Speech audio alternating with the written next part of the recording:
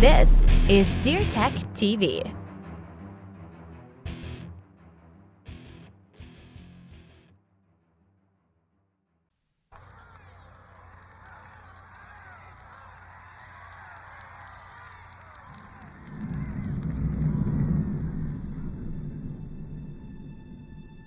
Welcome to DeerTech TV. Human beings have been innovating since the days of our creation. And yet somehow, while you're up in the tree stand in late fall and the sun is starting to go down, you start to feel a chill in your toes. And before you know it, your whole body is shivering. 2, 1, 0, all engine running. We have a liftoff. Liftoff on Apollo. Well, knowing that there's no place colder than outer space, why not borrow some of the technology that astronauts use to make a 5-hour sit more bearable? Well, Thorogood did exactly that.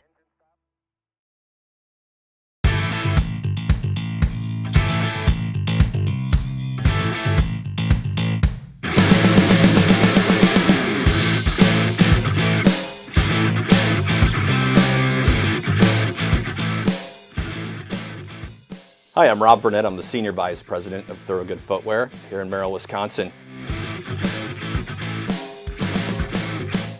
And I remember ever since I was a little kid with my dad hauling me out to the duck blind, early in the morning, my feet always froze. And as I got older, I started hunting in a tree stand and my feet froze. So every time my feet get cold, I'd start getting agitated, I'd move around, and I wasn't focused on what I was doing. I wasn't having a great experience. So the beauty about this job is I get to go build something that's going to solve that problem. So what I set out to do is to build the best technical rubber boot that the world has seen. So our Infinity rubber boot starts with a full clad upper, camouflage, heel kick on it, great outsole, self-shedding outsole. But I didn't want to NASCAR this thing up. I just wanted to have a really good, solid rubber boot that people would like. But the secret sauce is really under the hood. And let me show you that.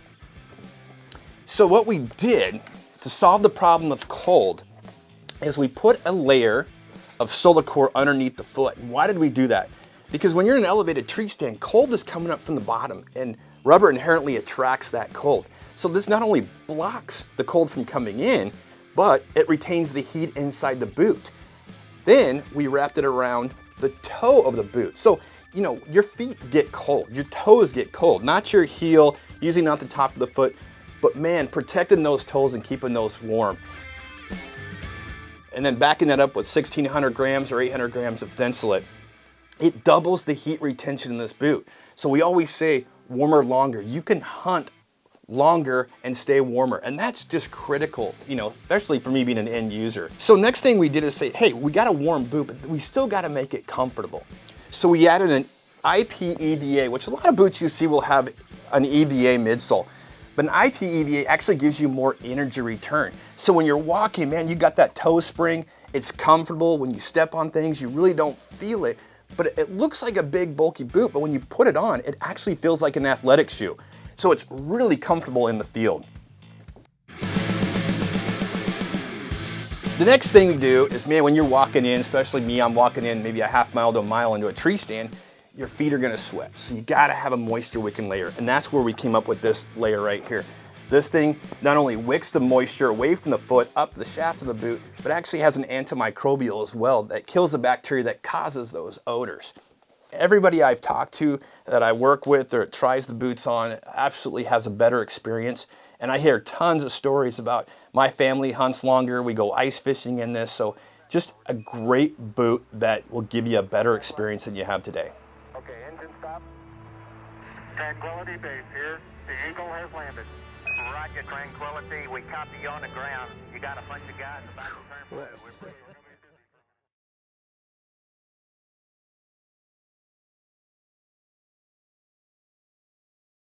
Have you ever heard of the archery trade show? If you haven't, then don't you worry.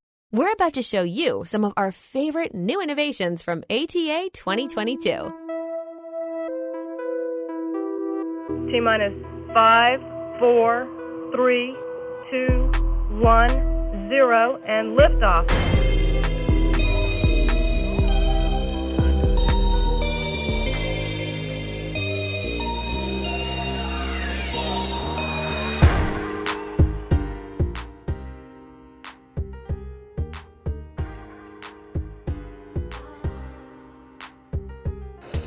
Hi folks, welcome to ATA, and we're with Big Shot Archery, and what we're showing today is our new simulator.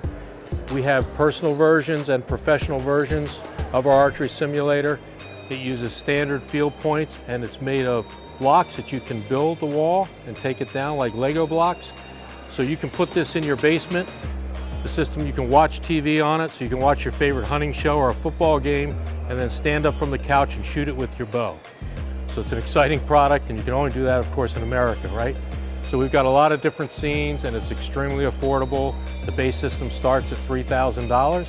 You can put this in and you can grow it, or you can go full boat, and also you can add axe throwing to this. So if you have your man cave, right, your archery shack, you want to put this in your pole barn, it goes in easy, it's cost effective, and it's a whole lot of fun to shoot with your buddies. So check it out at BigShotTargets.com. No shot. Just keep practicing, Brad. And while you're doing that, we're going to check out the latest broadheads from VIP Archery. Hi, I'm Matt with VIP Archery, and I'm most well known for my original Guillotine broadhead I debuted about 20 years ago. This year we're debuting the newest generation Guillotine. It is extremely tough, very durable, and it has a system in it that allows you to simply pick it up and reshoot it and enjoy hunting with this a good long time. Very tough broadhead. We make it in a 150 grain size as well for crossbow shooters. Again, it has our patented pressure relief, automatic alignment for the next shoot capability. Everybody knows our 4-blade combat veteran. It was selected as one of the top 10 broadheads of the year. We're also introducing our new 2-blade Ranger. It is a gravity lock inertia release. How it operates is when you hit the animal, you compress the blades. The inertia of this moves a pin forward, and it opens up 100% every time. We keep our flex cut technology for going around through and past bone. To reset it, simply compress the 2 blades by pointing it up, let go, you're ready to shoot again.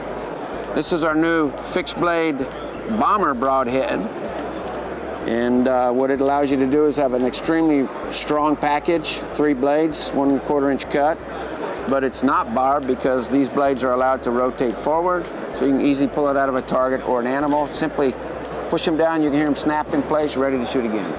Last but not least is our 3-blade Commander series. This is the crossbow Commander. Same inertia, gravity lock inertia release. Compress it, moves the pin forward, it unlocks, opens wide open.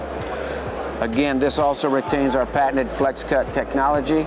Simply point it to the sky, compress the blades, relocks, that simple. For any questions you have about our new broadheads, you can go to www.viparchery.com, and happy to chat bow hunting and broadheads.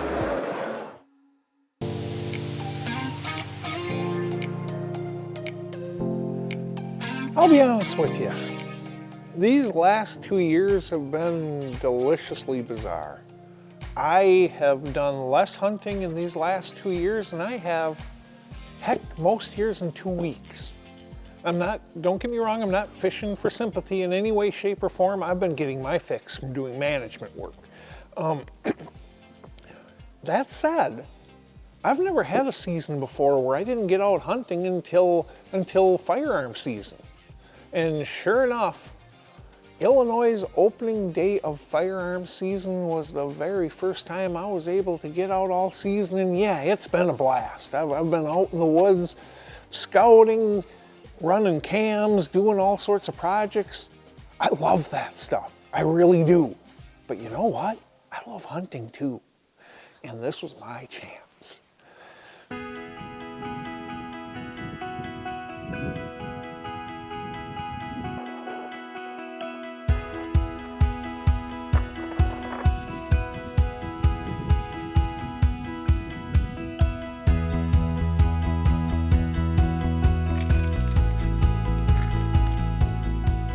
So what I did is I selected an area where we've got some really good bucks that I want to get one more year to. What I'm talking about right now is not going to apply to 99% of you.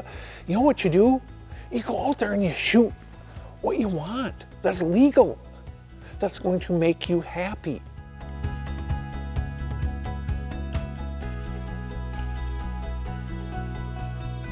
Now what I'm doing is I'm playing a different game. I'm trying to build the standing stock of whitetails on this property.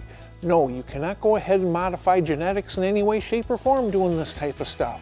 But what you can do is you can remove the lower end bucks so the higher end bucks tend to stick. You cannot carry bucks over year to year to year. I'm sorry, you just can't do it.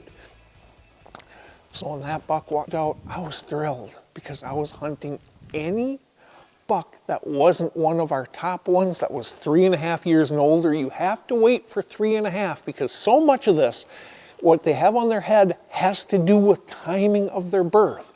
If they were born a little bit on the early side and great range and to a great mother, you know what, they tend to have better racks as 1.5 old, 2.5 olds. But at 3.5, they tend to hit about where they're supposed to. If that buck was born super late to an unhealthy mother on unhealthy habitat, any combination of that, his 1.5 old rack tends to be much, much smaller. That's what you're dealing with, those little spikies. So I wait until they're at least 3.5 years old because otherwise it is pure guess. I almost shot him when he first popped out, but he's sitting there right around 115 yards and that's pushing it just a little bit for me. And as I said, I'm in an area that I really don't want to mess anything up.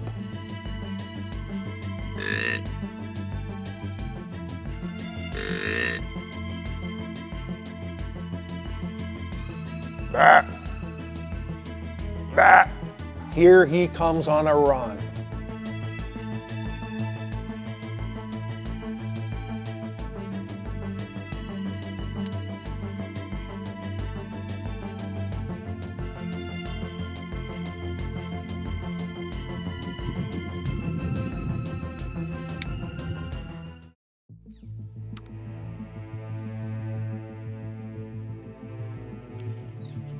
It looked like he started coming my way, and then after about 10 minutes, he started working the opposite way. At that point, I grabbed the grunt tube.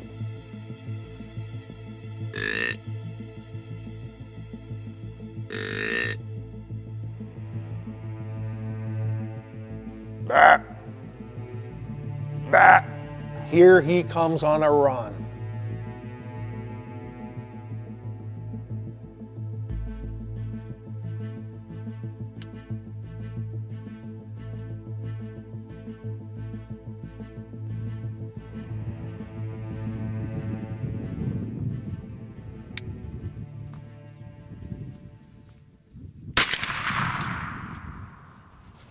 I think either I missed or I gut shot him, and if I gut shot him, I want to put another bullet in him. So I go ahead and take 2 more shots as he's running away, and I'll tell you what, I have a long and illustrious history of shooting at deer after I shoot them at deer, not hitting them. I hit them with the first shot. If I don't hit them with that first shot, I'm just wasting lead, to be brutally honest with you. But I feel I owe it to that animal. Then he hits the edge of the woods, gets in just a few, oh, he's staggering, and he goes down right on film. I was able to go get a tag on him, get him out with an hour of light left before any of the big boys even bothered to show up. So, I didn't really bother blood trailing here, since I literally watched him tumble over right there. But I guess that first shot wasn't bad. That first shot was not bad at all. So I'm gonna set this down right here and go slap a tag on him.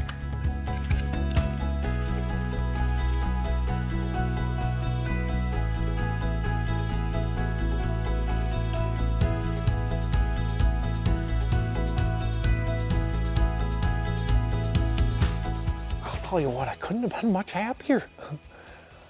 For a first hunt in almost a year, geez, if I've got any regret, I wish I would have waited more than an hour to shoot him.